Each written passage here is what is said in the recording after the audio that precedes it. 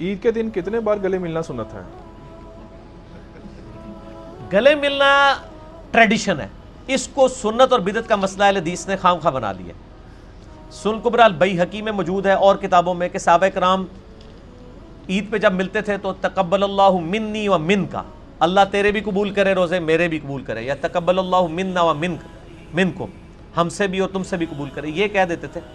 گلے جتنی بار مرضی ملے جی، سب سے پہلے ان کو گلے ملے جڑے تانوں سب تو پیڑے لگتے ہیں، پھر منا کے تانوں کہ گلے مل دیو کہ نہیں، صلہ رحمی کریں، ٹھیک ہے نا۔ عید کے عید والے دن تو ملے نا، تو یہ ٹریڈیشن ہے، گلے ملیں۔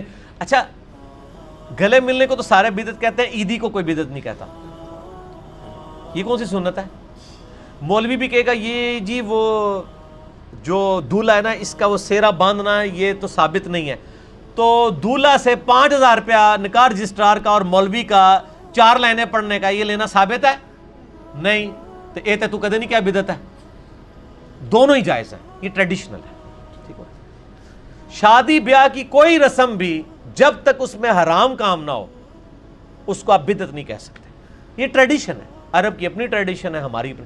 ہم جو کپڑے پہن رہے ہیں نبی علیہ السلام نے یہ کپڑے پہنے، ٹریڈیشنل چیز ہے، ٹریڈیشن کے اوپر کوئی فتویٰ نہیں۔ جاتے وقت اللہ حافظ کہنا کیسا ہے؟ اکثر لوگ منع کرتے ہیں۔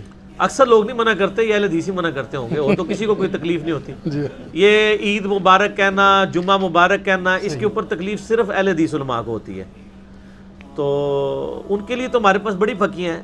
یہ اہل حدیث جو ختم بخاری کروا رہے ہیں، جی یہ کس حدیث کے اندر آیا ہے؟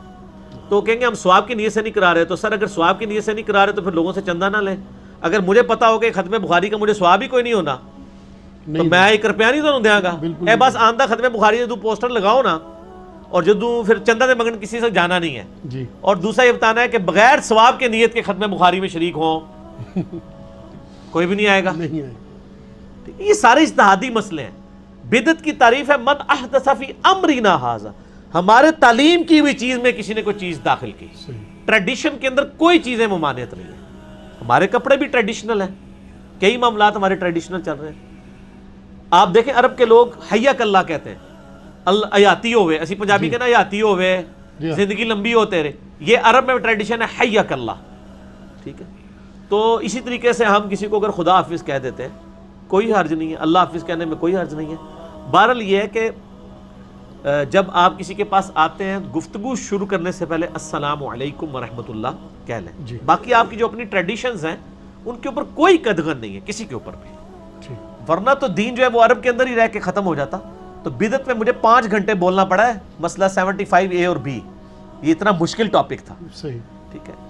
دوسری طرف حنفی ہیں، بریلوی دیوبندی، انہوں نے ہر چیز کو مطلب دین میں داخل کر دیا ہے، اور جو واقعی اسپیسیفکلی بدعات ہیں اس کو بھی وہ ثواب سمجھ کے کر رہے ہیں۔ دوسری طرف اہل حدیث ہیں کہ وہی کام اپنے نام سے کرتے ہیں تو وہ بدعت نہیں ہوتی ہے، دوسرے کریں، یعنی آپ میلاد کا جلسہ کرائیں تو بدعت ہے، لیکن اہل حدیث ربیع الاول کے مہینے میں ہی جو ہے وہ امام اعظم محمد رسول اللہ کانفرنس کرا لیں، وہ سنت ہے۔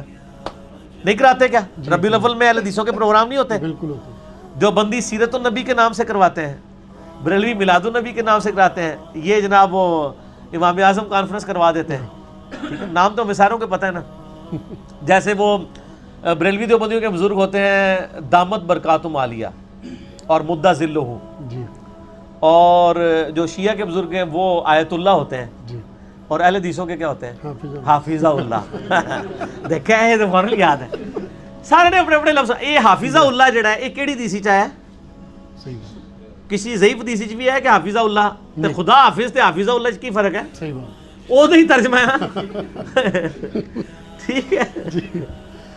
نہ میں وابی نہ میں بابی، میں ہوں مسلم علمی علمی کتابی۔